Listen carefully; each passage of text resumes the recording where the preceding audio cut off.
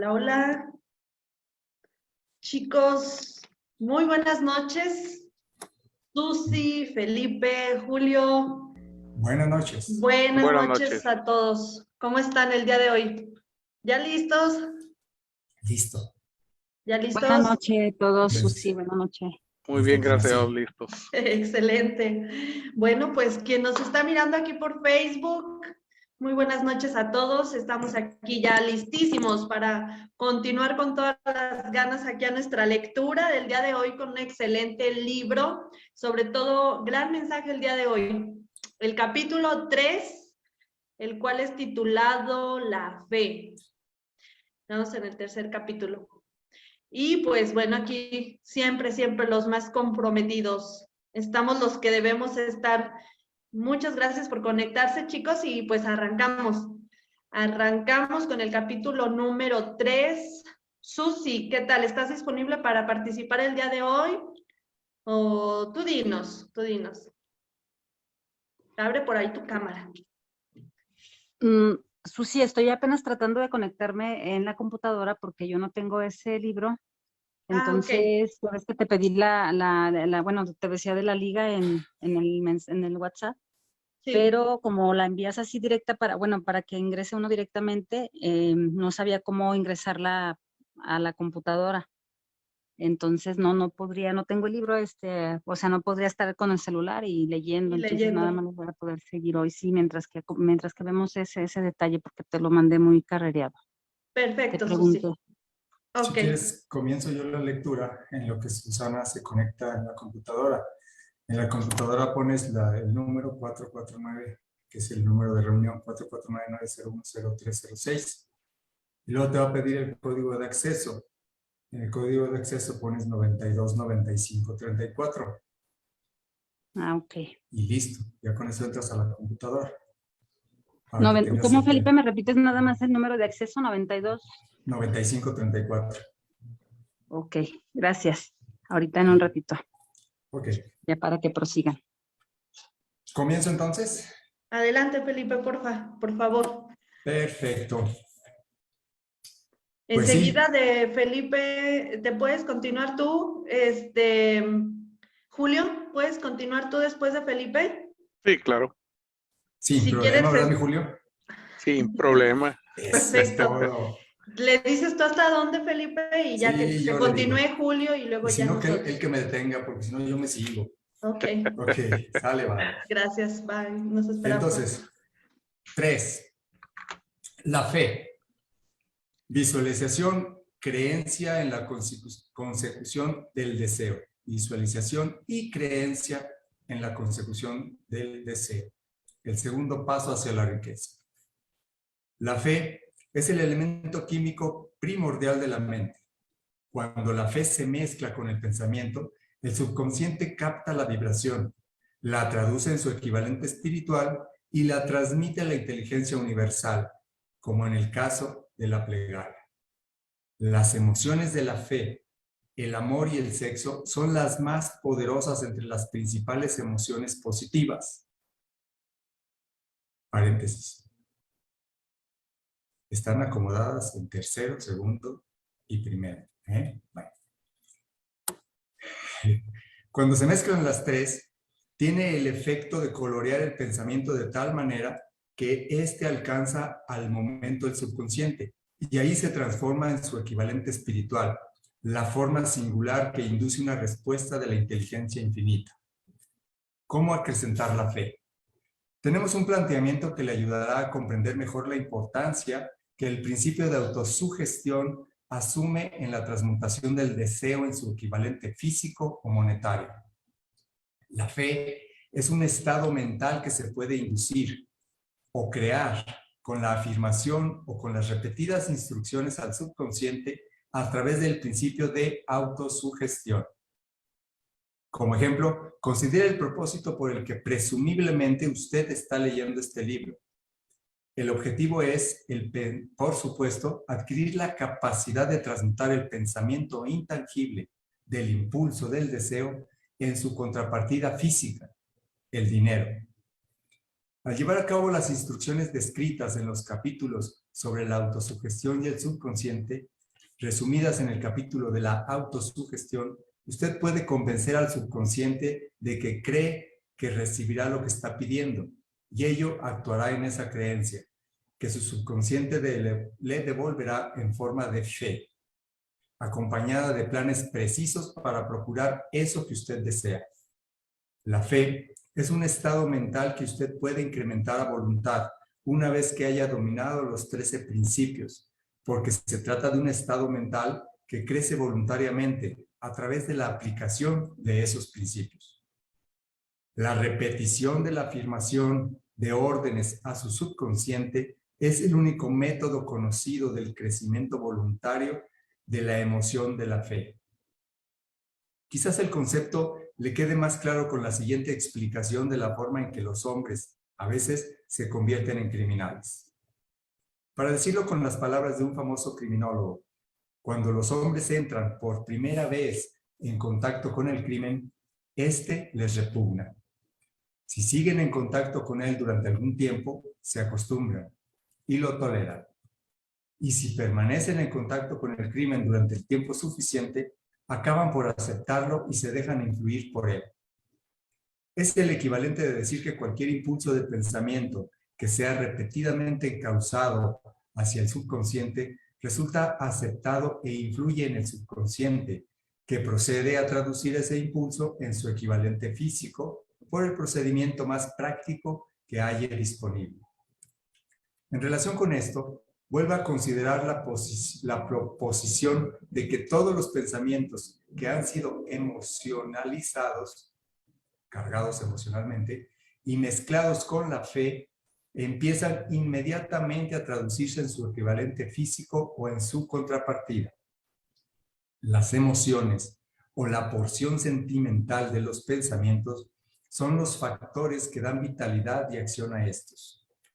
Mezcladas con cualquier impulso de pensamiento, las emociones de la fe, el amor y el sexo le añaden más energía de la que tendría por sí sola. No solo los impulsos de pensamiento que se hayan mezclado con la fe, sino los que se mezclan con cualquiera de las emociones positivas o de las negativas pueden alcanzar el subconsciente e influir con él. Nadie está condenado a la mala suerte. A partir de esta afirmación, usted comprenderá que el subconsciente traducirá en su equivalente físico un impulso de pensamiento de naturaleza negativa o destructiva, con tanta facilidad como actuaría con pensamientos de naturaleza positiva o constructiva. Esto explica el extraño fenómeno que millones de personas experimentan, denominado infortunio o mala suerte. Hay millones de personas que se creen condenadas a la pobreza y al fracaso por culpa de alguna fuerza extraña que creen no poder controlar. Ellos son los creadores de su propio infortunio, a causa de esta creencia negativa que su subconsciente adopta y traduce en su equivalente físico. Este es el momento apropiado para sugerirle de nuevo que usted puede beneficiarse transmitiendo a su subconsciente cualquier deseo que quiera traducir en su equivalente físico o monetario, en un estado de esperanza o convicción de que la transmutación tendrá lugar. Su convicción o su fe es el elemento que determina la acción de su subconsciente. No hay nada que le impida embaucar a su subconsciente al darle instrucciones a través de la autosugestión, tal como yo engañé al subconsciente de mi hijo. Para llevar a cabo este engaño de manera más realista, cuando se dirija a su subconsciente, compórtese tal como lo haría si ya estuviera en posesión del objeto material que está pidiendo. Su subconsciente traducirá en su equivalente físico, por el medio más práctico y directo, cualquier orden que se le dé en un estado de convicción o de fe en que la orden se llevará a cabo. Sin duda, se ha dicho bastante para señalar un punto de partida desde el cual uno puede, mediante la experimentación y la práctica, adquirir la capacidad de mezclar la fe con cualquier orden que se le dé al subconsciente. La perfección surgirá a través de la práctica. No puede aparecer por el mero hecho de leer las instrucciones. Es esencial para usted que estimule sus emociones positivas como fuerzas dominantes de su mente y quite importancia y elimine las emociones negativas. Una mente dominada por emociones positivas se convierte en una morada favorable para el estado mental conocido como fe. Una mente así dominada puede, voluntariamente, darle al subconsciente instrucciones que éste aceptará y ejecutará de inmediato. La fe es un estado mental que se puede inducir mediante la autosugestión. Durante todas las épocas, las religiones han exhortado a la humanidad en conflicto a tener fe en este o aquel dogma o credo, pero no han logrado explicar a las multitudes cómo tener fe. No han afirmado que la fe es un estado mental que se puede inducir mediante la autosugestión. En un lenguaje que cualquier ser humano normal podrá entender, describiremos todo lo que se sabe sobre el principio mediante el cual la fe puede aparecer donde ya no existe. Tenga fe en usted, fe en el infinito. Antes de empezar, debería recordar que la fe es el elixir eterno que da vida, poder y acción al impulso del pensamiento.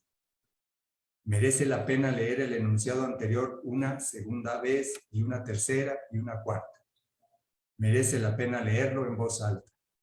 La fe es el punto inicial de toda acumulación de riquezas. La fe es la base de todos los milagros y de todos los misterios que no se pueden analizar con los parámetros de la ciencia. La fe es el único antídoto conocido contra el fracaso. La fe es el elemento, el componente químico que, combinado con la plegaria, nos proporciona comunicación directa con la inteligencia infinita. La fe es el elemento que transforma la vibración ordinaria del pensamiento, creada por la mente finita del hombre, en su equivalente espiritual. La fe es el único agente a través del cual el hombre puede dominar la fuerza de la inteligencia infinita y usarla. La magia de la autosugestión. La prueba es simple y fácil de demostrar. Va ligada al principio de autosugestión. Por lo tanto, centremos la atención en el tema de la autosugestión para descubrir qué es y lo que se puede alcanzar con ella.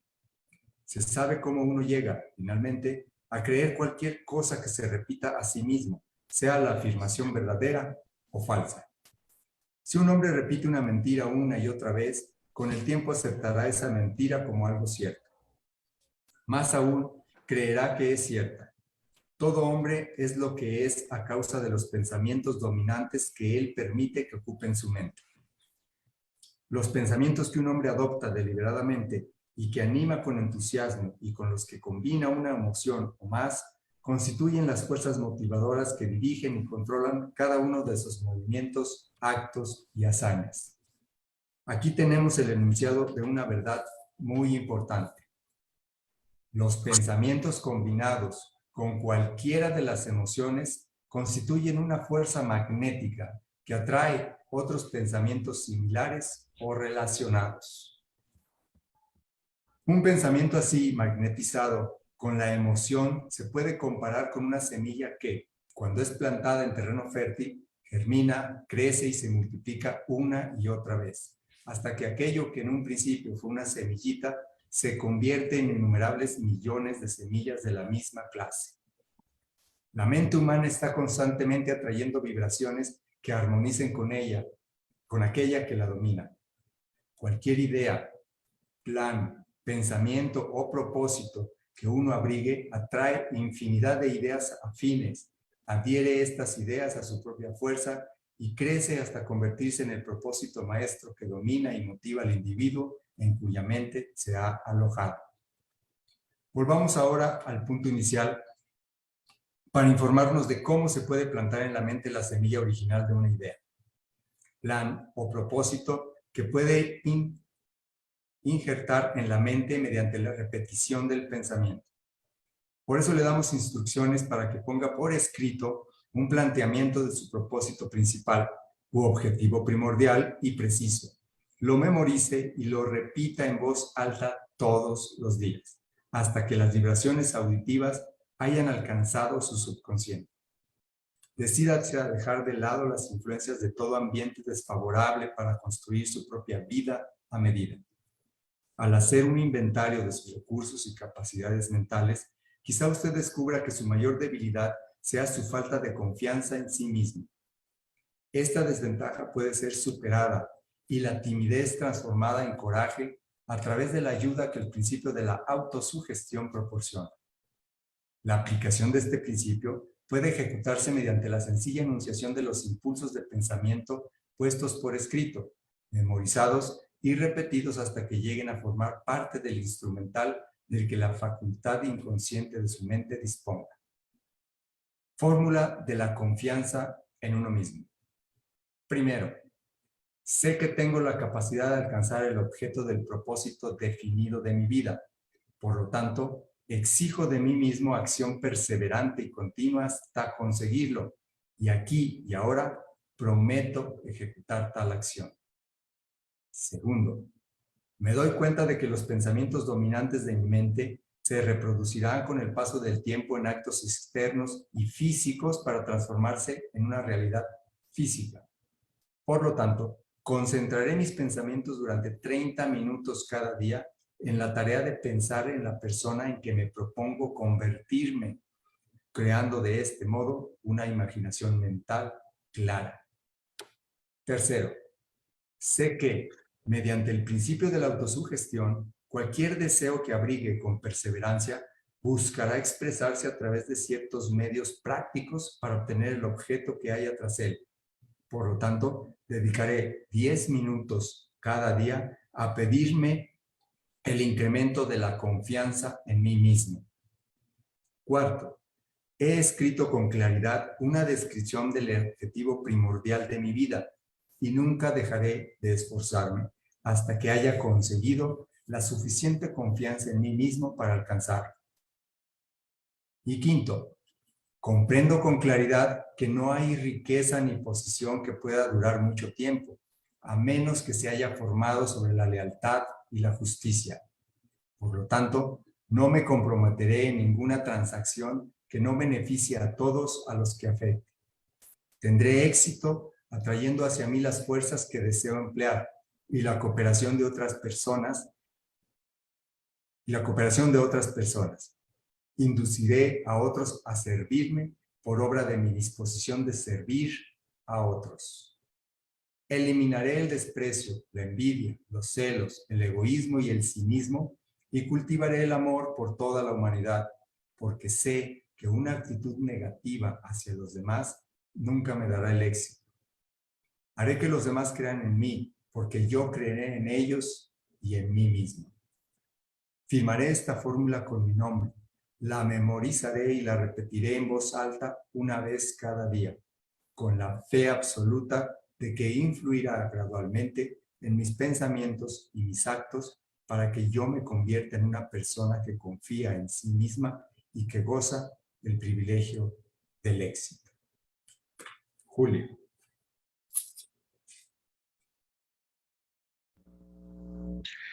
Tras esta fórmula hay una ley de la naturaleza que ningún hombre ha sido todavía capaz de explicar. El nombre por el que dicha ley se conoce tiene poca importancia. Lo que importa de ella es que funciona para la gloria y el progreso de la especie humana. Sí es usada de forma constructiva. Por otra parte, si se le usa destructivamente, destruirá con la misma facilidad. En esta afirmación podemos encontrar una verdad muy importante. Quienes se hunden en la frustración y acaban su vida en la pobreza, la miseria y la angustia, lo hacen a causa de la aplicación negativa del principio de la autosugestión. La causa se puede encontrar en el hecho de que todos los impulsos de pensamiento tienen tendencia a vestirse de su equivalente físico. El desastre del pensamiento negativo. El subconsciente no distingue entre impulsos de pensamientos positivos o negativos.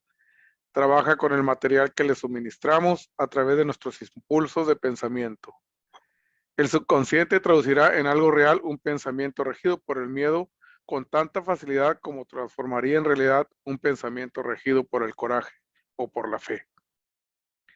Tal como la electricidad hace girar las ruedas de la industria y rinde servicios útiles si se le emplea correctamente, o acaba con la vida si se hace mal uso de ella. Así, La ley de la autosugestión nos conducirá a la paz y a la prosperidad o nos arrastrará hacia el valle de la miseria, el fracaso y la muerte, de acuerdo con el grado de comprensión y aplicación que tengamos de ella. Si uno se llena la cabeza de miedos, dudas y desconfianza en su capacidad para conectar y usar la fuerza de la inteligencia infinita, la ley de la autosugestión adoptará ese espíritu de desconfianza y lo usará como un patrón mediante el cual el subconsciente lo traducirá en su equivalente físico. Así como el viento arrastra un barco hacia el este y otro hacia el oeste, usted será elevado o hundido por la ley de la autosugestión de acuerdo con la manera en que usted oriente las velas de su pensamiento. La ley de la autosugestión, que puede elevar a cualquier persona a niveles asombrosos de realización, queda bien descrita en los siguientes versos. Si piensas que estás vencido, lo estarás. Si piensas que no te atreves, no te atreverás. Si te gusta ganar, pero piensas que no puedes, es casi seguro, no ganarás. Si piensas que perderás, estás perdido. Pues en el mundo encontramos que el éxito empieza con la voluntad del hombre. Todo está en el estado mental. Si piensas que eres inferior, lo eres. Tienes que pensar en alto para ascender. Tienes que estar seguro de ti mismo antes de poder ganar. Las batallas de la vida no siempre favorecen al hombre más fuerte o al más rápido, pero tarde o temprano el hombre que gana es el hombre que piensa que sí puede. Observe las palabras que se han destacado y captará el profundo significado que el poeta expresa. ¿Qué genio yace dormido en su cerebro? En algún rincón de su carácter está latente, dormida, la semilla de la realización que, si germinara y se pusiera en acción, lo elevaría a niveles que tal vez usted nunca soñó alcanzar. Así como un virtuoso puede arrancar las melodías más hermosas de las cuerdas de un violín, usted puede despertar al genio que yace dormido en su mente y hacer que lo conduzca hacia arriba, hacia cualquier objetivo que desea alcanzar. Abraham Lincoln fue un fracaso en todo lo que intentó, hasta después de haber alcanzado los 40 años. Fue un donadie, de ninguna parte, hasta que una gran experiencia entró en su vida y despertó el genio dormido que había en su corazón y en su cerebro, para darle al mundo uno de sus hombres realmente grandes. Esa experiencia estaba combinada con las emociones de la aflicción y el amor. Le aconteció a través de Anne Rutledge, la única mujer a quien él amó realmente. Es sabido que la emoción del amor está ligada al estado de ánimo conocido como la fe, y esto se debe a que el amor se aproxima mucho a traducir los impulsos de pensamientos propios en su equivalente espiritual. Durante su labor de investigación, el autor ha descubierto, a partir del análisis de la vida y relaciones de centenares de hombres de posiciones destacadas, que detrás de casi cada uno de ellos existía la influencia del amor de una mujer. Si quiere pruebas del poder de la fe, examine las realizaciones de los hombres y mujeres que se han valido de ella. El nazareno encabeza la lista. La base de la cristianidad es la fe. No importa cuántas personas hayan pervertido o malinterpretado el significado de esta gran fuerza. La esencia de la enseñanza y de las realizaciones de Cristo, que pueden haberse interpretado como milagros, son nada más y nada menos que fe. Si hay fenómenos milagrosos, se producen solo a través del estado mental conocido como la fe. Consideremos el poder de la fe tal como nos las mostró un hombre bien conocido por toda la humanidad, el Mahatma Gandhi de la India. En este hombre, el mundo tuvo uno de los ejemplos más sorprendentes de las posibilidades de la fe que conozca la humanidad. Gandhi ostentó más poder potencial que ningún otro de sus contemporáneos, y ello a pesar del hecho de que no contó con ninguna de las herramientas ortodoxas del poder, tales como el dinero, barcos de guerra, soldados ni material bélico. Gandhi no tenía dinero, ni casa, ni siquiera ropas, pero tenía poder. ¿Cómo lo obtuvo? Lo creó a partir de su comprensión del principio de la fe y mediante su capacidad para trasplantar esa fe al espíritu de 200 millones de personas. Gandhi consiguió la sorprendente proeza de influir en 200 millones de mentes para formar un conglomerado humano que se moviese al unísono, como un solo hombre. ¿Qué otra fuerza de este mundo, aparte de la fe, puede lograr tanto? cómo una idea construyó una fortuna. Debido a la necesidad de la fe y de la cooperación en el funcionamiento de los negocios y de la industria, será tan interesante como provechoso analizar un suceso que nos proporciona un excelente ejemplo para la comprensión del método del cual los industriales y los hombres de negocios acumulan grandes fortunas al dar antes de intentar recibir, perdón. El suceso elegido para este ejemplo data de comienzos del siglo, cuando se estaba formando la United States Steel Corporation, Corporación del Acero de Estados Unidos. A medida que lea la historia, tenga presente esos hechos fundamentales y comprenderá cómo las ideas se han convertido en fortunas inmensas. Si usted es de los que están preguntando a menudo cómo se han acumulado las grandes fortunas, esta historia de la creación de la United States Steel Corporation le resultará esclarecedora. Si tiene alguna duda de que los hombres pueden pensar y hacerse ricos, esta historia disipará esa duda, porque usted podrá ver con claridad en la historia de la United States Steel Corporation la aplicación de una porción importante de los principios que se describen en este libro. El asombroso relato del poder de una idea ha sido escrito de forma espectacular por John Lowell, del New York World Telegram, y la transcribimos con su cortesía.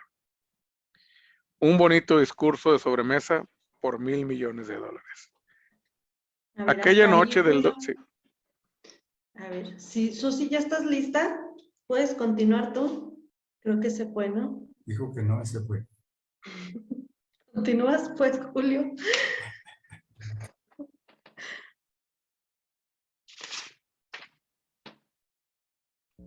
Va. Aquella noche del 12 de diciembre de 1900, en la que unos 80 miembros de la sociedad financiera se reunieron en el salón de banquetes del University Club, en la Quinta Avenida, para hacer los honores a un hombre joven del oeste de Estados Unidos. Ni media docena de los invitados supuso que estaban a punto de presenciar el episodio más importante de la historia de la industria estadounidense. J. Edward Simmons y Charles Stuart Smith, llenos de gratitud por la pródiga hospitalidad con que Charles M. Schwab les había regalado durante una reciente visita a Pittsburgh, habían organizado la cena para presentar a aquel empresario del acero de 38 años a la Sociedad de Banqueros del Este de Estados Unidos, pero no esperaban que magnetizara de tal modo la convención. De hecho, le advirtieron que los corazones que rellenaban las camisas de Nueva York no reaccionarían a la oratoria, y que si no quería aburrir a los Stillman y a los Harriman y a los Vanderbilt, sería mejor que se limitara a 15 o 20 minutos de intranscendencias amables, pero nada más. Incluso John Pierpont Morgan, sentado a la derecha de Schwab, como indicaba su dignidad imperial, había previsto honrar la mesa con su presencia muy brevemente. Y en lo que se refería a la prensa y al público, todo el asunto presentaba tan poco interés que los periódicos del día siguiente ni lo mencionaron. De manera que los dos anfitriones y sus distinguidos invitados probaron los habituales 7 u 8 platos. Hubo poca conversación y versará sobre lo que versase fue parca y discreta. Aunque algunos de los banqueros y agentes de bolsa habían visto a Schwab, cuya carrera había florecido en los bancos Monongahela, ninguno lo conocía bien, pero antes de que la velada acabara, ellos y Money Master Morgan quedarían admirados, y un bebé de $1,000 millones, la United States Steel Corporation, nacería ahí. Quizás sea una lástima para la historia que no se haya hecho ninguna grabación del discurso de Charlie Schwab en aquella cena. Sin embargo, tal vez se tratara de un discurso casero, con incorrecciones gramaticales, puesto los perfeccionismos del lenguaje nunca le interesaron a Schwab, lleno de refranes y compaginado con ingenio. Pero aparte de eso, obtuvo una fuerza y un efecto impresionante sobre los $5,000 millones de capital estimado que los comensales representaban. Cuando terminó y la reunión vibraba todavía con sus palabras, aunque Schwab había hablado duramente durante 9 minutos, Morgan condujo al orador a una ventana apartada donde, balanceando las piernas en un alto e incómodo asiento, hablaron durante más de una hora. La magia de la personalidad de Schwab se había puesto en acción con toda su potencia. Pero lo más importante y perdurable fue el programa detallado y explícito que presentó para el engrandecimiento del acero. Muchos otros hombres habían tratado de interesar a Morgan en montar juntos un trozo del acero, imitando los patrones de las empresas de galletas, cables y flejes, azúcar, goma, whisky, aceite o goma de mascar. John W. Gates, el apostador, lo había urgido a hacerlo, pero Morgan no había confiado en él. Los hermanos Moore, Bill y Jim, mayoristas de Chicago que habían fusionado una fosforera y una operación de galletitas, habían tratado de convencerlo, fracasando en su intento. Elbert H. Gary, el sacrosanto abogado del Estado, quiso atraerlo a su terreno, mas no llegó a ser lo bastante grande como para impresionarlo, hasta que la elocuencia de Schwab elevó a J.P. Morgan a la altura desde donde pudo visualizar los sólidos resultados del proyecto financiero más atrevido que se hubiera concebido nunca. La idea era considerada un delirante sueño de especuladores ingenuos. Hasta ahí, Sí. Julio. Gracias, gracias.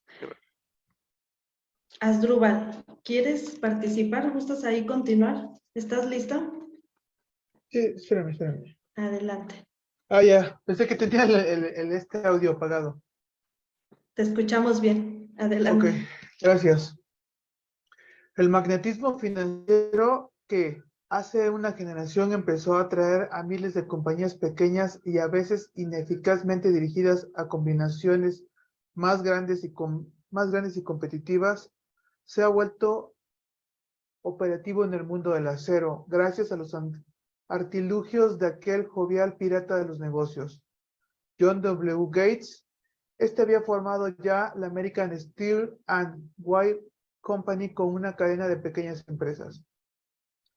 Y junto con Morgan había creado la Federal Steel Company, pero al lado del gigantesco Trust Vertical de Andrew Carnegie, dirigido por sus 53 accionistas, esas otras combinaciones resultaban insignificantes.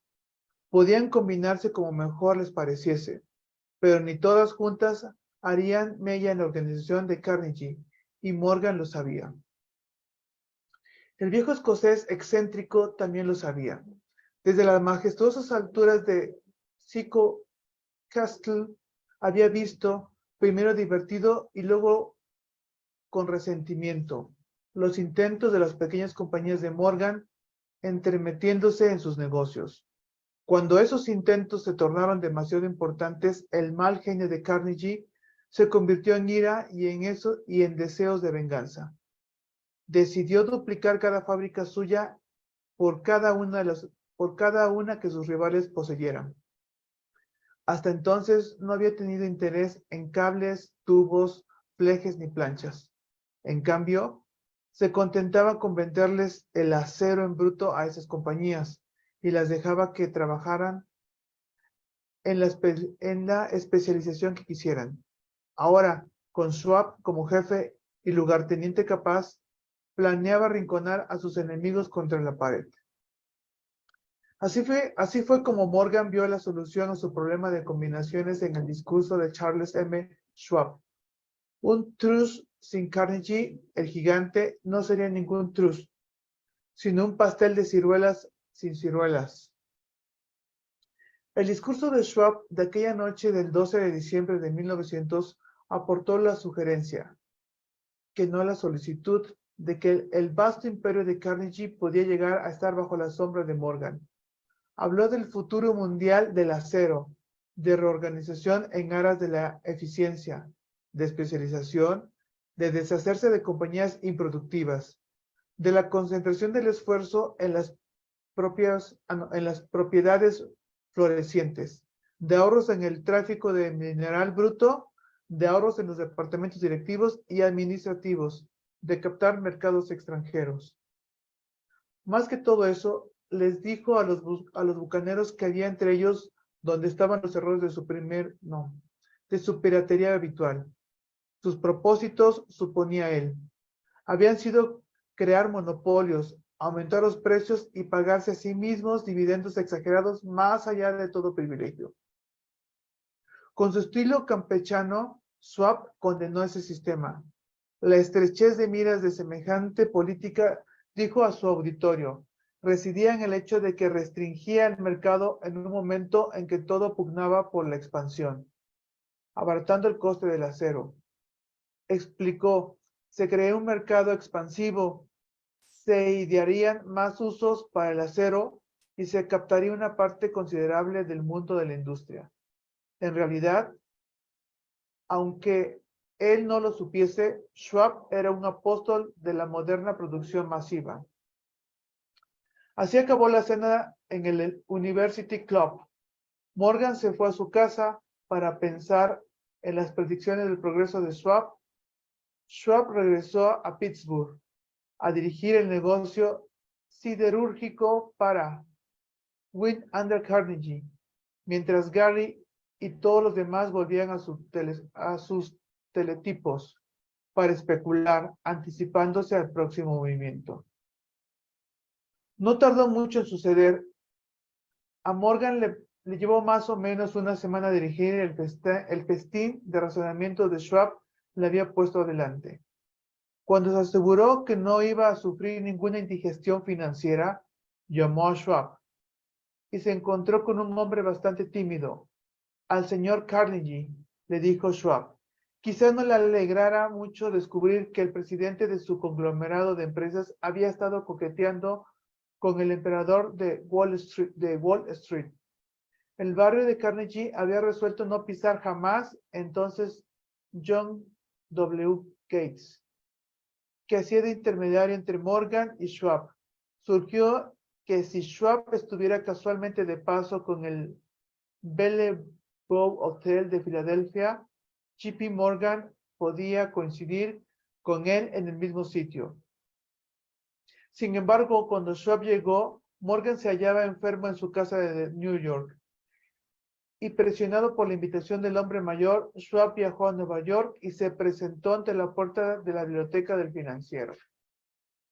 En la actualidad, ciertos historiadores de la economía han expresado la sospecha de que esta historia desde el principio al fin fue planificada por Andrew Carnegie, que la cena en honor de Schwab, el célebre discurso, la reunión del domingo por la noche entre Schwab y el rey del dinero fueron sucesos que el sagaz escocés había preparado de antemano. La verdad es precisamente todo lo contrario. Cuando Schwab fue llamado a cerrar el trato, ni siquiera sabía si el jefecito, como llamaban a Andrew, prestaría atención a una oferta de vender. En particular, un grupo de hombres a quienes Andrew consideraba dotados de algo menos que la beatitud. Pero Schwab acudió a la reunión con 6 hojas escritas de su puño y letra, llenas de datos que, según él, representaban el valor físico y potencial de rendimiento de cada compañía metalúrgica que él consideraba una estrella esencial en el nuevo firmamento del metal. 4 hombres sopesaron esos esquemas durante toda la noche. El jefe, por supuesto, era Morgan, firme en su credo del derecho divino del dinero. Con él estaba su socio aristocrático, Robert Bacon, un erudito y un caballero. El tercero era John W. Gates, a quien Morgan tachaba de apostador y utilizaba como herramienta. El cuarto era Schwab, que sabía más sobre el proceso de elaborar y vender acero que cualquier otro grupo de hombres de su época. A lo largo de aquella conferencia, los esquemas del hombre de Pittsburgh no se cuestionaron nunca. Si él decía que una compañía valía tanto, así era, y punto. También insistió que incluir en la combinación solo a las empresas que él tenía nominadas. Había concebido una corporación sin dobleces, donde ni siquiera quedaba el lugar para satisfacer la codicia de amigos que deseaban descargar sus compañías sobre los anchos hombros de Morgan. Al amanecer, Morgan se puso de pie y se desperezó. Solo quedaba una pregunta pendiente. ¿Cree que puede persuadir a Andrew Carnegie de vender? Preguntó. Puede intentarlo, repuso Schwab. Si usted consigue que venda, me comprometeré en todo este asunto, aseguró Morgan. Hasta allí todo iba bien. ¿Pero vendería Carnegie? ¿Cuánto pediría? Schwab pensaba en unos 320 millones de dólares. ¿Cómo se efectuaría el pago? ¿En acciones ordinarias o preferentes? ¿En bonos? ¿En efectivo? Nadie podía reunir 320 millones de dólares en efectivo. En enero acudieron a un partido de golf en los helados prados de St. Andrews, en Westchester. Andrew, envuelto en jerseys, bien abrigado, y Charlie conversando de trivialidades para ejercitar el buen humor. Pero no se pronunció en una palabra sobre negocios hasta que la pareja se sentó en la cálida sala de cabaña que Carnegie poseía cerca de allí. Entonces, con el mismo poder de convicción con que había hipnotizado a 80 millones en la University Club, Schwab dejó caer rutilantes promesas de retiro y comodidad en los innumerables millones que satisfacerían los caprichos sociales del viejo escocés. Carnegie estuvo de acuerdo, escribió algo en un esbozo de papel y dijo: muy bien, venderemos por ese precio. La cifra era de unos 400 millones de dólares y surgió a partir de los 320 millones que Schwab había previsto como precio básico, añadiéndole 80 millones para recuperar el valor aumentado sobre el capital previsto durante los últimos 2 años. Más tarde, en la cubierta de un transatlántico, el escocés le decía arrepentido a Morgan: ojalá te hubiera pedido 100 millones más.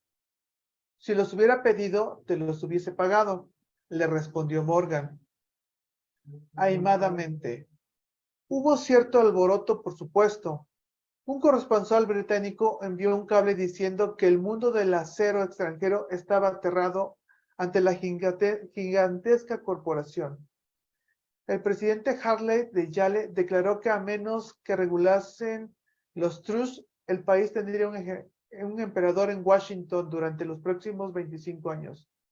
Pero ese hábil agente de bolsa que Kinney era, se aplicó su trabajo de impulsar tan vigorosamente las nuevas acciones hacia el público, que todo el exceso de liquidez, estimado por algunos en cerca de 600 millones de dólares, fue absorbido en un abrir y cerrar de ojos.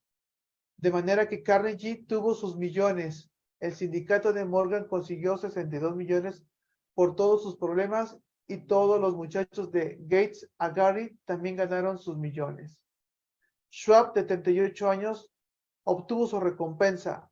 Fue nombrado presidente de la nueva corporación y ostentó el cargo hasta 1930. Hasta ahí, Asdrúbal. Gracias, Sí. gracias. La riqueza empieza con una idea. La impresionante historia del gran negocio que usted acaba de leer es un ejemplo perfecto del método por el cual el deseo puede transmutarse en su equivalente físico. Esa gigantesca organización se creó en la imaginación de un hombre. El plan por el que le proporcionaban a la organización hornos de acero que aportaban su estabilidad financiera se creó en la mente de la misma persona. Su fe, su deseo, su imaginación, su perseverancia fueron los verdaderos ingredientes esenciales que conformaron la United States Steel Corporation. Los hornos y los equipos mecánicos adquiridos por la empresa, después de haber surgido a la existencia legal, fueron incidentales, pero un análisis cuidadoso revelaría el hecho de que el valor aumentado de las propiedades adquiridas por la corporación se incrementó en unos 600 millones de dólares por la mera transacción que los consolidaba bajo una misma gerencia. En otras palabras, la idea de Charles Schwab sumaba a la fe con la que contagió a JP Morgan y a los demás. había dado unos beneficios de unos 600 millones de dólares. No es una suma insignificante por una sola idea. La United States Steel Corporation prosperó hasta convertirse en una de las empresas más ricas y poderosas de Estados Unidos, dando empleo a miles de personas, desarrollando nuevas aplicaciones para el acero y abriendo nuevos mercados, demostrándose ese modo que los 600 millones de beneficio que la idea de Schwab produjo estaban bien merecidos. La riqueza empieza a partir de una idea. La cantidad está limitada solo por la persona en cuya mente esa idea se pone en movimiento. La fe elimina las limitaciones. Cuando esté preparado para negociarle a la vida lo que usted desee, recuerde usted es el que pone el precio para obtener lo que quiere. Hasta ahí termina el capítulo 3, la fe. Finalmente la idea, las limitantes, están solo en nuestra mente, ¿no? ¿Cómo es que todo surge de una idea? ¿Cómo es que si le ponemos la intención, el deseo, que era lo que hablábamos en el capítulo 2 la semana pasada, pues sí o sí obtenemos lo que nosotros deseamos, ese sueño, esa meta, cuando le ponemos ese deseo ardiente y luego si le agregamos la fe, o sea, la certeza, que allá como cuesta, creer en algo que todavía no vemos y que sin embargo aquí nos dice que es uno de los secretos para poder dar por hecho eso que nosotros eso que nosotros queremos. Eso es uno de los secretos, dar por hecho, creer, confiar, aunque no lo veamos. Qué gran labor, ¿no? Entonces, ¿a ustedes qué les pareció este capítulo número 3, la fe? ¿Qué te pareció, Asdrúbal? Pues hay mucha información, ¿no? O sea, la fe es, sobre el que gira, básicamente hasta pareciera un hecho histórico en la industria del acero, que marcó un hito, ¿no? Entonces, por la forma y las personalidades en que estuvieron, JP Morgan actualmente ostenta una porción importante dentro de la industria o del dinero, no solo de cualquier industria, sino su participación es muy grande.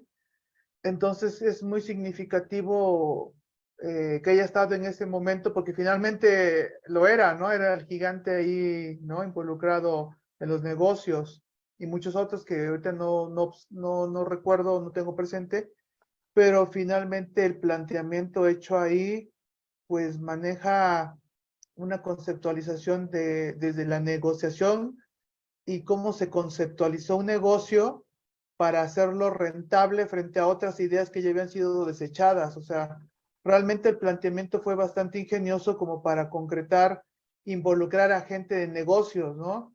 Porque bien sabemos que alguien que haya sido novato o que no tenga esa perspectiva de lo que es un negocio y cómo trasladarlo a la práctica, pues alguien de negocios desde el principio lo hubiera bateado, ¿no?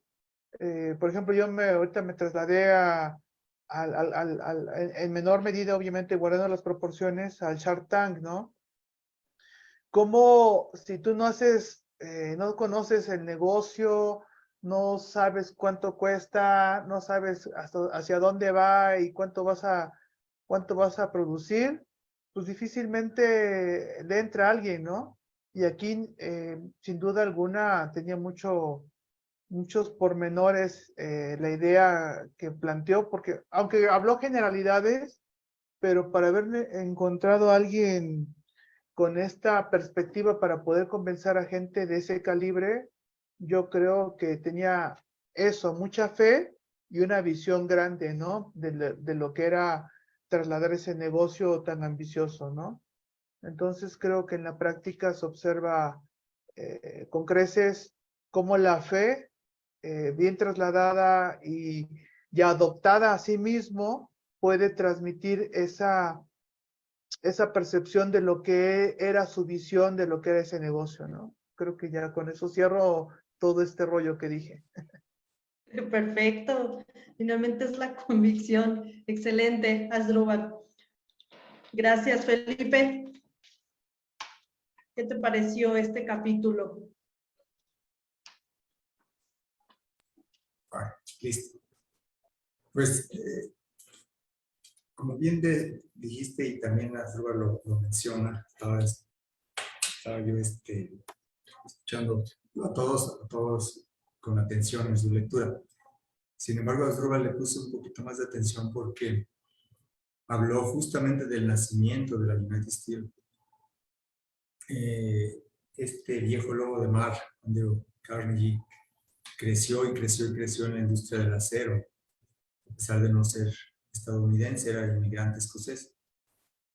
Y se plantó en una ciudad que a mí en lo personal, bueno, hay otra ciudad que me gusta mucho más, pero que es Nueva York.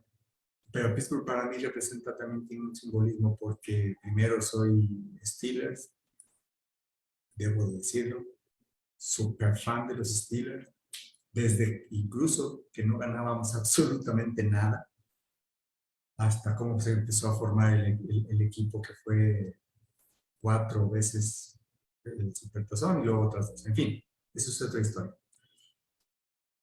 Pero me puse a estudiar la historia y la biografía de Andrew Carnegie y es muy interesante. Entonces, por eso estaba poniendo mucha atención a la lectura de Asdrúbal, porque me remontó justamente a cuando estudié la biografía de Andrew Carnegie, obviamente la de Schwab, obviamente la de JP Morgan, que hasta la fecha es todo un conglomerado y que son de los que mueven los hilos en el mundo.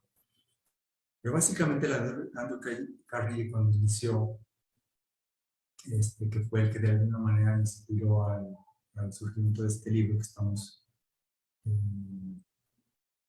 leyendo, es un tipo inmigrante, pero que tenía una visión muy clara de a dónde quería llegar.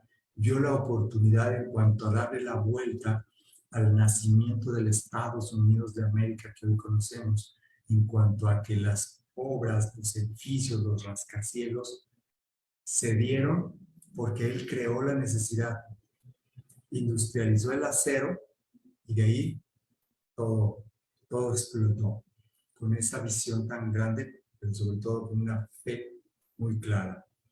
Este capítulo tiene vital importancia en mí porque en alguna ocasión yo les comentaba que cuando yo entendí el significado de mi nombre, o del nombre que me pusieron, de cómo me llaman, Felipe, quiere decir hombre de fe. Cuando yo lo entendí, pues prácticamente toda mi vida la he basado en eso, en el tener fe. Y si definimos, si vamos a la definición de la fe, no en la definición religiosa como tal, sino en la definición, en la Real Academia Española dice que la fe es la confianza y seguridad que siente una persona respecto a algo o a alguien y está asociada al conjunto de creencias personales.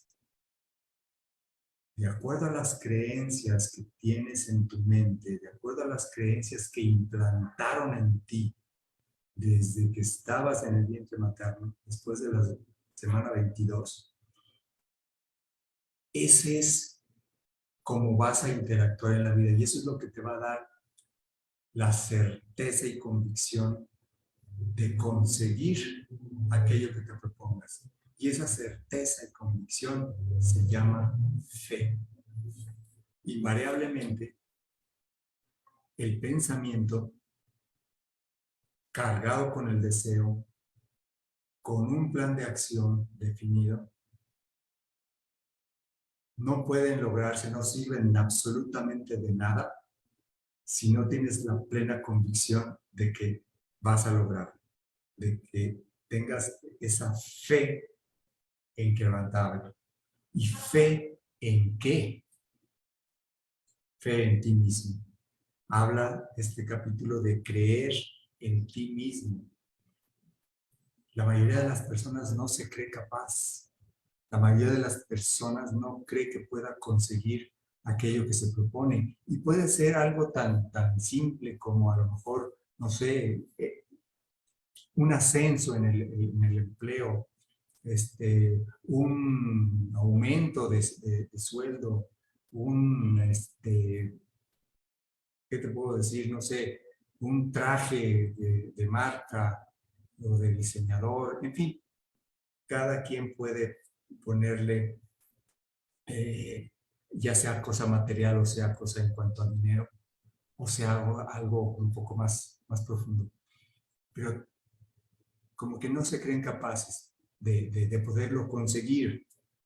Y aquí es donde entra la otra palabra que menciona en el libro, la autosugestión. Qué importante es la autosugestión. O sea, el que yo me autosugestione. Platicábamos, Sus y yo, que la autosugestión ella la catalogaba como algo negativo. No te sugestiones, es que te estás sugestionando. Sin embargo, la autosugestión también es positiva. O sea, te puedes autosugestionar de forma negativa como también de forma positiva. O sea, el decirte yo puedo, yo soy capaz, yo soy grande, soy, no sé, soy maravilloso, en fin. Esa autosugestión proviene de aquí adentro. Y para poderla sacar, obviamente tiene que ir totalmente alineada con esa fe de que vas a llegar a lo que te has propuesto. Habla de 3 palabras. Aquí ya nos comienza a dar pistas en cuanto a la fe, el amor y el sexo. Y aquí el paréntesis es el sexo no como lo concebimos la mayoría de las personas. No habla de ese tipo de sexo. Es un poco más profundo. Ya llegaremos a ese capítulo. Pero efectivamente, esas 3 palabras son emociones con una carga vibratoria tal que son de las 3 más poderosas. En ese orden, en tercer lugar, la fe, en segundo lugar, el amor, en primer lugar, el sexo. Y entiéndase que el amor no es tampoco el cómo lo experimentamos en esta dimensión, en este cuerpo carnal, ¿no? de sangre, de carne y huesos. No, el amor es muchísimo más grande y es lo que envuelve todo el universo, todo lo que gira alrededor de este planeta, todo lo que gira alrededor de todos los universos. Cuando logramos tocar esa partecita y experimentar ese tipo de amor, entonces entendemos muchas cosas y entonces puedo decirle a Asdrúbal, mi hermano, te amo. Julio, independientemente de que me caes muy bien, también te amo, mi hermano. Susana, aunque no tengas tu cámara encendida, también te amo. Susi, compañera de 1000 batallas, también te amo. Entonces, esas emociones, al lograrlas sentir, suben esa frecuencia vibratoria que es la que nos hace conectar, como lo dice en esta lectura, con esa inteligencia infinita. Y, por último, habla también esta lectura y coincide con el día de ayer, los lunes, yo me conecto con Spencer Hoffman. Tiene unos lunes que se llaman lunes de crecimiento. Y ayer tuvo como invitado a Juan Carlos Barrios, otro tipo que también me cae muy bien. Y hablaban justamente de los enemigos del éxito.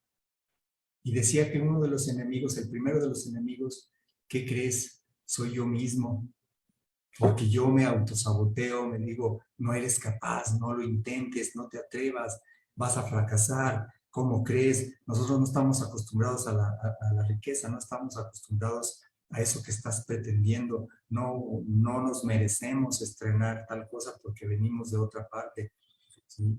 Entonces, esa vocecita que nos habla y nos dice y nos detiene y nos quiere inculcarle el miedo, ese es un enemigo a vencer. Y decía Juan Carlos, no nos vamos a poder deshacer de él, va a acompañarnos toda nuestra vida, pero lo que sí podemos hacer es ser conscientes de que existe y de que no me va a detener. Entonces él decía, yo le digo a mi vocecita interna, digo, ok, acepto que me vas a acompañar, tienes voz, pero no voto, no te voy a hacer caso, lo que tú me digas no lo voy a hacer. ¿Sabes por qué? Porque yo tengo claro a dónde voy, sé lo que quiero obtener, tengo la certeza y la convicción de que lo voy a lograr. Entonces ese es el primer enemigo. El segundo enemigo es la misma familia, el mismo núcleo familiar, que a lo mejor todos crecimos con los pantalones rotos y descalzos y demás. ¿Y cómo es posible que de repente tú pretendas salirte del huacal, ¿no? O sea, que andas queriendo ser empresario o que andas queriendo alcanzar el éxito? Entonces ellos mismos te empiezan a decir que no lo intentes, que no, que vas a fracasar, etc. Y hay que entender que probablemente te lo dicen desde el cariño o el amor que te tienen, porque te quieren cuidar, no quieren que te pase algo malo. Sin embargo, pues también hay que hacerlos a un lado y no escucharlos y continuar. Y el tercero es el medio que nos rodea, con las amistades que nos juntamos. Bien, es cierto que somos el promedio de las 5 personas con las cuales nos juntamos. Si nos juntamos con puro, no sé, vicioso, parrandero, con el debido respeto, fracasados, pues vamos a ser nosotros el promedio de ellos. Pero entonces, si buscamos personas que están en la senda del éxito, que están buscando lo mismo que nosotros, o que van encaminados, o que bien ya han alcanzado cierto nivel de éxito, si nos juntamos con ellos, ¿qué crees que va a pasar? Invariablemente vas a comenzar a pensar, a actuar, a hablar como ellos. Vas a asistir a las mismas reuniones, vas a leer los mismos libros que leen ellos y vas, desde luego, a aprender de ellos y te van a estimular, te van a impulsar, te van a decir tú puedes, etcétera, etcétera. Y el último antídoto, él hablaba de buscar un mentor. Es muy importante el buscar un mentor, alguien que ya haya recorrido el camino, alguien que crea en ti, alguien que vea la grandeza y el potencial en ti. Desde luego, te va a guiar, te va a orientar, pero el trabajo lo tienes que hacer tú. ¿Cómo? Como nos lo está diciendo esta lectura. Con fe, con la plena convicción de que lo vas a conseguir. Y si tu objetivo, la visión que tienes es tan grande, tan fuerte, que realmente, pero realmente lo deseas, todo lo que sucede en el camino, esos problemas que le llaman los demás, los verás como retos a vencer. Y de cada uno de ellos vas a aprender. Y te darás cuenta que conforme avanzas y volteas hacia atrás, esas cosas eran así de pequeñitas, comparado con todo tras de lo que vas. Decía Henry Ford, tanto si crees que puedes como si no puedes, en ambos casos tienes razón. ¿Qué quiere decir? Que está en nosotros. Así es de que para mí este capítulo de la fe es como ya un paso que ya le empieza a poner esa sal y esa pimienta a los capítulos anteriores. Porque aquí ya empezamos a hablar ya de ingredientes intangibles, ya de ingredientes que vienen a reforzar el pensamiento, el deseo y el plan de acción. Y la buena noticia es que conforme avancemos, se pone más interesante. Esa es mi aportación. Gracias. Pues muchas gracias, Felipe. Gracias por tus aportaciones. La verdad es que me quedo así de... por la manera en que Asdrúbal, su comentario, el tuyo, Ahora escuchamos el de Julio, pues, y luego Susi, cómo nos retroalimentamos. Gracias. Y sí, tienes razón, cómo se pone cada vez más interesante. Algo así dijo, decía en la lectura que la fe era, corríjanme si lo anoté mal, el elixir, sí, elixir de la vida. Sí, así lo dice. Me quedé pensando en ello. ¿Qué quiere decir? Me lo voy a llevar de tarea. Hay que subrayarlo Sí, sí. para luego investigarlo. Eso hice. Julio, tu aportación. ¿Qué te pareció este capítulo? Muy buen capítulo. Al igual que a Felipe, me marca mucho, me gusta mucho el tema de la fe, porque él mismo lo menciona. Bueno, les voy a leer primero algo que yo siempre he hecho algo de mis credos en respecto a la fe fuera de la religión. Como dice Felipe, hablando de la fe religiosa, pues es para otro tema, ¿verdad? Dice, mantén tus sueños vivos, comprende que para lograr cualquier cosa requiere fe y creer en ti mismo, visión, trabajo duro, determinación y dedicación. Recuerda que todo es posible para aquellos que creen. Es una frase de Gail Devers, pero me gustó cómo escritor, para poder explicar un poco de la fe que se tenía esta persona de 38 años, escocés, inmigrante, compara y nos da dos ejemplos grandes de dos grandes personas que han pisado este plano, que son Jesús, Cristo y Mahatma Gandhi.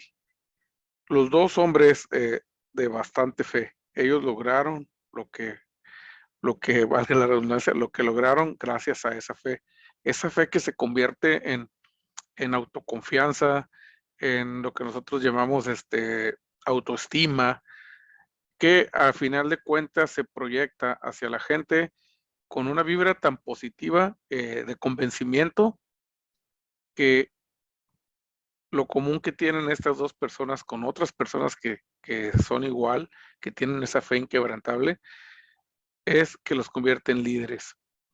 ¿Qué convirtió a esta persona? A Schwab lo convirtió en líder a su edad. Con 38 años, con esa fe, con esa autoconfianza, con ese dominio de su persona, pero más esa vibra que aprendió a dominar a las demás personas y se convirtió en líder de pensamiento y de acción de las demás personas que ya tenían tanta experiencia en la industria.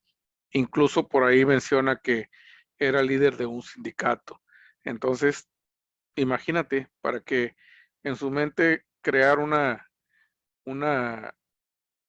valoración de una compañía sin siquiera hacer un inventario, sin siquiera ir a ver qué tenían, y decir, esto cuesta 320 millones de dólares, para que la gente, oye, pues sí, cuesta pues 400, ok, cuesta 400, para que la gente pusiera su fe, su fortuna y muchas cosas más en manos de esta persona, pues influyó bastante con esa misma autoconfianza de señor Schwab.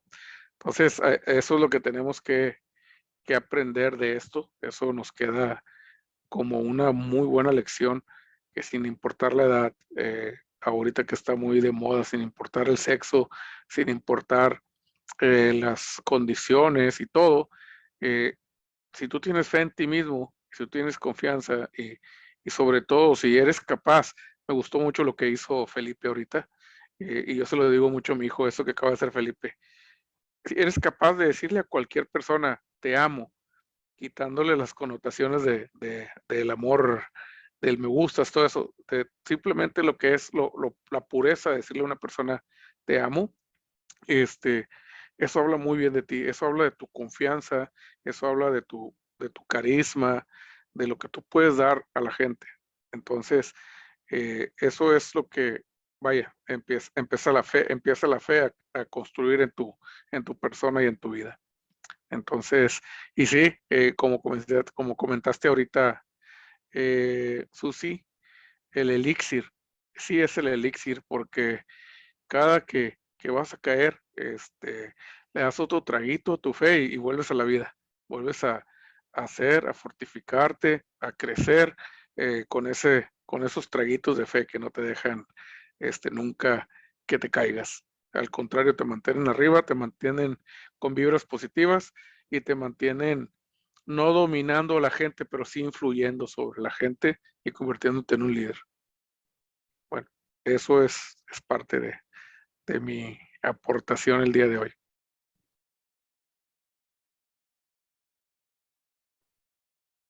Wow, excelente. ¿Verdad? ¿Verdad? Nos dejó sin palabras, ¿verdad? Sin palabras, sí, mira.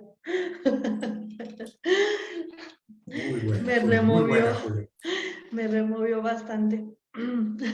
Me conmovió bastante porque, pues sí, hay momentos en los que nos hace falta recordar eso, recordar de qué somos capaces, quiénes somos y, como decía ahorita también Felipe,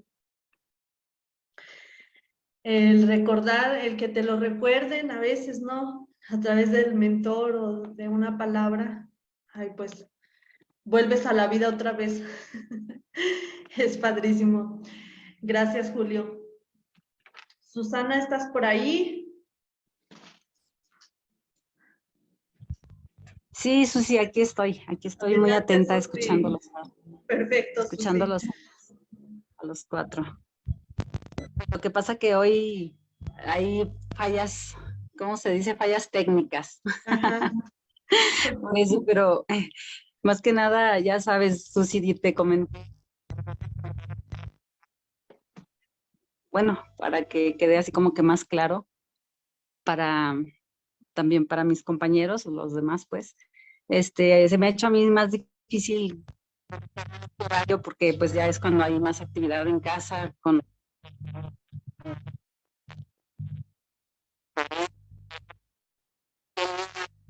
No sé, Susi, ¿te está fallando el audio o soy yo? Te escuchas muy entrecortado. Sí, se escucha entrecortado. Ahí ya te escuchas bien. Sí, sí, adelante. Ok. Pues parece que también está por ahí internet un tanto, ya me había Inestable, así es. con la computadora así y ya por eso lo hice otra vez por celular.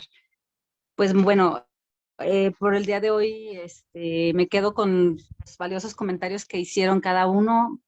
Estuve escuchándolos muy, de verdad, muy atenta y aprendí bastante, sobre todo me gustó bastante, o bueno, no tanto que me gustara más, pero, o sea, siento que como que apunté varias cosas que me fueron muy útiles o que voy a como a profundizar, a investigarlas más a fondo, cosas que comentó tanto Asdrúbal como Felipe.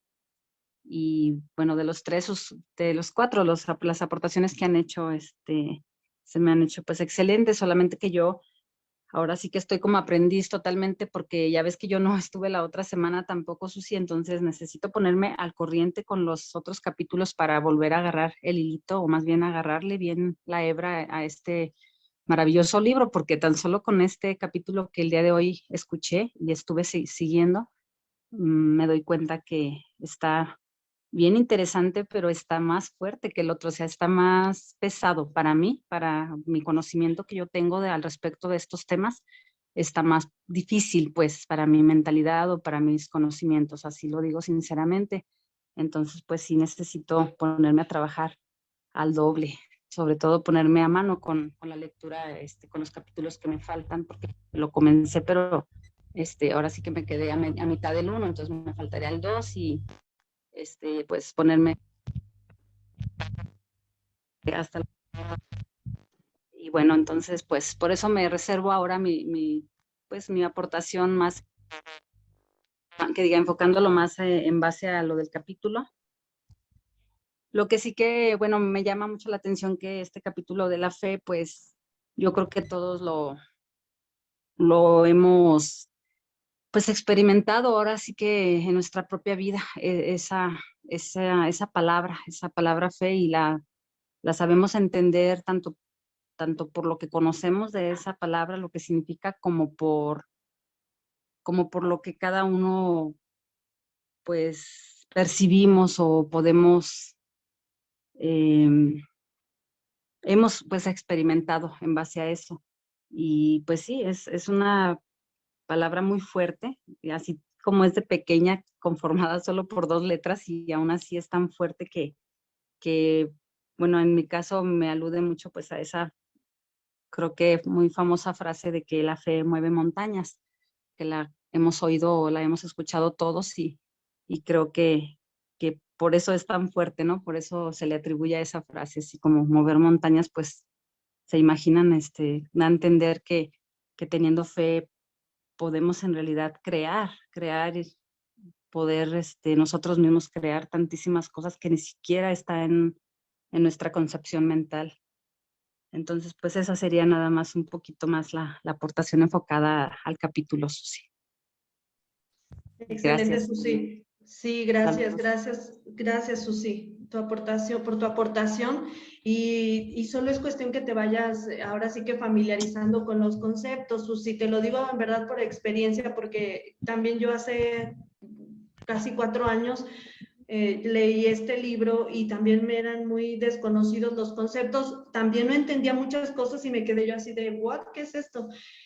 También me parecía una literatura muy pesada. Sin embargo, con el paso del tiempo, como fui avanzando en la lectura e ir fomentando este pues hábito, muy buen hábito, se me fue siendo más familiar los conceptos y ahora ya los puedo comprender mejor. Entonces, solo es cuestión de que tú, o sea, de que perseveres en la lectura para que te vayas familiarizando más y así es como lo vamos comprendiendo. Y aún más cuando los vamos poniendo en práctica. Creo que eso marca la diferencia, ¿no?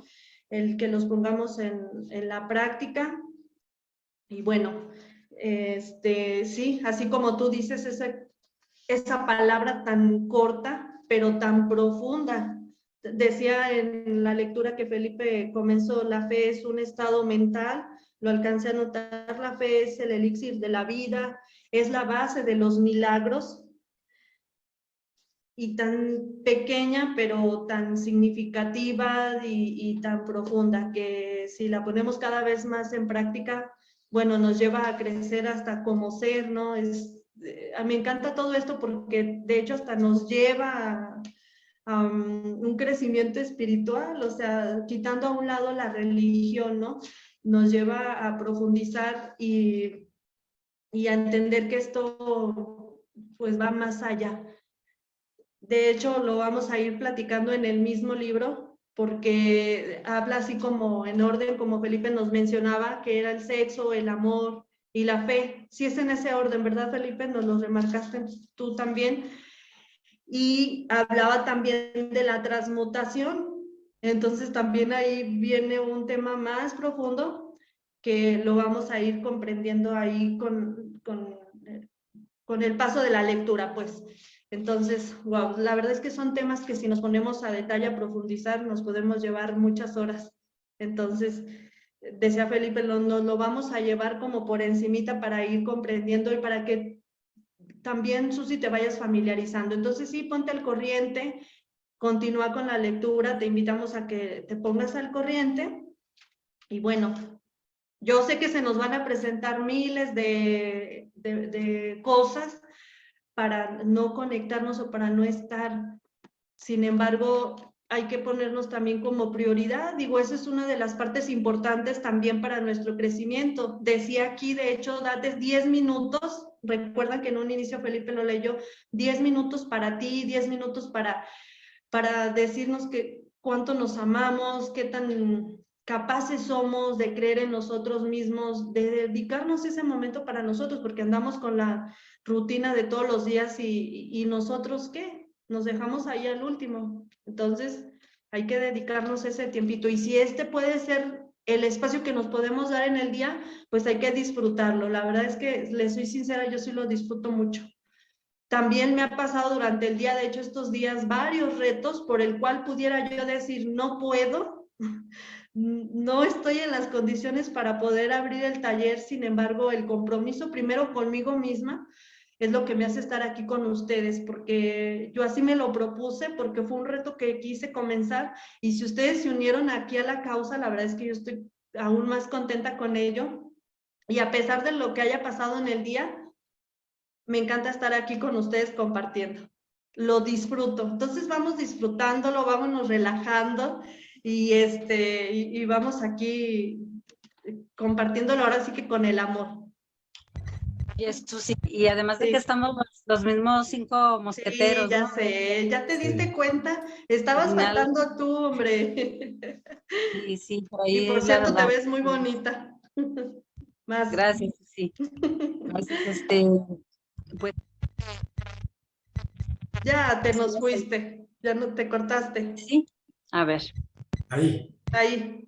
sí, más bien yo creo que le estoy agarrando la onda apenas, como tengo así el celular y yo creo que tiene por aquí a los costados lo del volumen, y yo creo al tomarlo, yo misma le tapo, estoy viendo eso. Tengo unas semanas usando este cel y sí, ha de ser eso, tiene acá abajo lo del volumen. Al tenerlo agarrado en la mano, yo misma se lo obstruyo. Son, no sé, ¿no? Personas, algunas 5, ¿no? Ya no te oíste. ¿Ya no? No, entonces no es eso. Sí se pausa. Ahí. No te Es que muevas. no te muevas, ahí habla, ya no te muevas. Y no sé, yo no he visto, pues, que conectando. Estamos tratando de adivinar qué dices. Sí, Sí, híjole, qué sí, mal. O sea, el Leyendo internet. labios. leyendo Tenemos labios que aquí. aprender a leer los labios.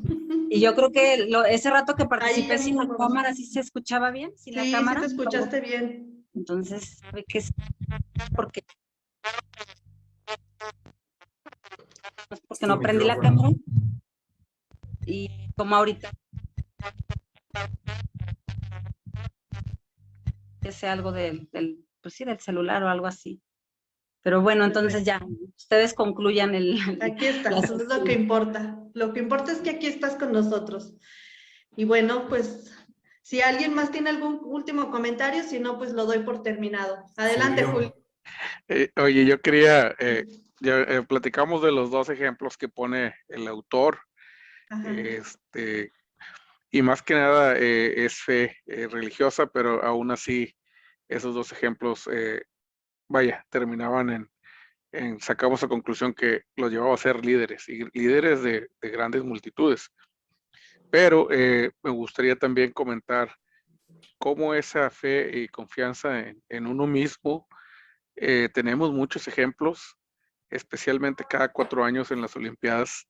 eh, Desde mucho tiempo decíamos, oye, es imposible que una persona corra 100 metros en 20 segundos. Pues hubo uno que lo corrió. Oye, en 15, en 10, ahorita ya van como 9 segundos que corren los 100 metros. Igual en la natación, que dicho sea, 7.64. de hecho me gusta mucho la natación. Yo era maestro de natación, igual, oye, no se puede nadar, oye, no te mueves. Eh, Literalmente son unos delfines ahora, por esa fe, por esa fuerza que ellos, que la gente tiene y su confianza en que lo van a lograr. Salto con todas las pruebas, hay, no sé, más de 50 o 60 pruebas y tenemos siempre un ganador. Y esa fe, ese esfuerzo y esos logros se premian, y se premian con una medalla de oro. Entonces, más que por esa medalla de oro, la gente va para poner en manifiesto y a prueba su fe, su fuerza. Entonces, eso es increíble, cómo con con esa fuerza, esa vibración positiva, podemos lograr lo que nos propongamos, aunque la gente crea que no lo vamos a lograr. Exactamente. Y eso que acabas de decir, Julio, tiene que ver con los paradigmas. Existía el paradigma de que nadie podía correr los 100 metros en 20 segundos, como dijiste, en menos de 20 segundos. Ese era el paradigma, ese era el tope. De repente un loco rompió ese récord y lo bajó. Entonces los demás voltearon y dijeron, ah, caray, si él pudo, quiere decir que sí se puede. Entonces yo también lo puedo hacer. Y empezaron a bajar hasta que llegó Usain Bolt y lo trae en 7.64 segundos. Y así como eso, parte justamente de esos paradigmas. Cuando se rompen, entonces surge en cada uno de nosotros la fe de que también lo puedo conseguir. Entonces, cada uno de nosotros, ¿qué tiene que hacer? Buscar un referente. Asdrúbal debe de estar pensando en qué es lo que él quiere conseguir. ¿Cuál sería su objetivo? ¿Cuál es la visión para él? ¿Qué significa para él el éxito? Así como para cada uno de nosotros. Entonces, que buscar un referente. A ver, de esto que yo quiero conseguir, ¿hay alguien que ya lo haya hecho? Sí. Ah, entonces, si él lo pudo conseguir, ¿qué crees? Tú también puedes. Porque estamos hechos de lo mismo, porque tenemos los mismos talentos, porque tenemos los mismos cerebro, porque tenemos el mismo potencial. ¿Qué es lo que diferencia de esa persona que lo consiguió a quien se queda en el camino y no lo intenta? Eso, simplemente tener fe, seguridad y, como dijiste tú, Julio, confianza en sí mismo. ¿De qué? De que si Pedrito lo pudo hacer, yo también lo puedo lograr, ¿no? Y ahorita que hablabas de los dos que mencionan en el libro, ya para cerrar, porque si no Facebook nos va a cancelar, lo voy a dejar nada más en el aire. Hablabas de estos y qué curioso, Mahatma Gandhi empezó todo su borlote, todo su mitote, como decía el libro anterior, porque lo que peleaba era, su pelea era por la sal. Recordemos que antes se les pagaba a los trabajadores con sal, y era muy importante la sal porque era la que ayudaba a mantener los alimentos. No había refrigeradores como ahora, no había neveras. Entonces con la sal preservaban la carne y luego los alimentos. Bien, entonces lo que les pagaban, por eso de ahí viene la palabra salario, porque era de sal. Mahatma Gandhi comenzó toda su protesta porque quería un mejor salario para ellos. Comenzó esto y de ahí viene lo que fue la huelga de la sal. Se le empezaron a unir personas, él continuó, se empezaron a unir más y siempre en un modo pacífico, y ciertamente se convirtió en un excelente líder. ¿Por qué? Porque empezó a inspirar a otras personas, porque tenía una visión clara de lo que quería conseguir y sabía que lo iba a conseguir, tenía la certeza. Creó un movimiento tremendo. O sea, hoy en la India son un chiflo de gente, mucha. Y pues sí, fueron, no sé, 200 millones, tal vez, yo no los conté, pero sí dice que fueron muchos. Bueno, ahora vámonos al otro lugar. El creador del multinivel más grande que ha existido en la historia. Tuvo 12 personas directas, buscó a 12 directos. Uno le falló, y se llamaba, creo que Judas, pero los otros 11 siguieron adelante. Y empezaron a crecer, a crecer, a crecer, a crecer, y hasta la fecha es el que más integrantes tiene en esa red. Sin embargo... ¿Y que sigue creciendo? Y sigue creciendo. Sin embargo, no es lo que nos platicaron.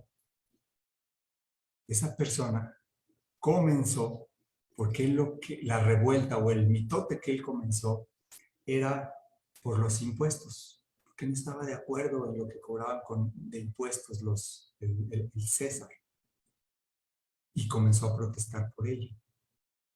Obviamente la clase trabajadora, los de abajo, la clase baja, pues se le empezó a unir, ¿no? Y empezó a haber revueltas, y eso obviamente empezó a calar en los políticos, pero también empezó a calar en los que llevaban la religión en ese momento, porque les quitaba canonjías.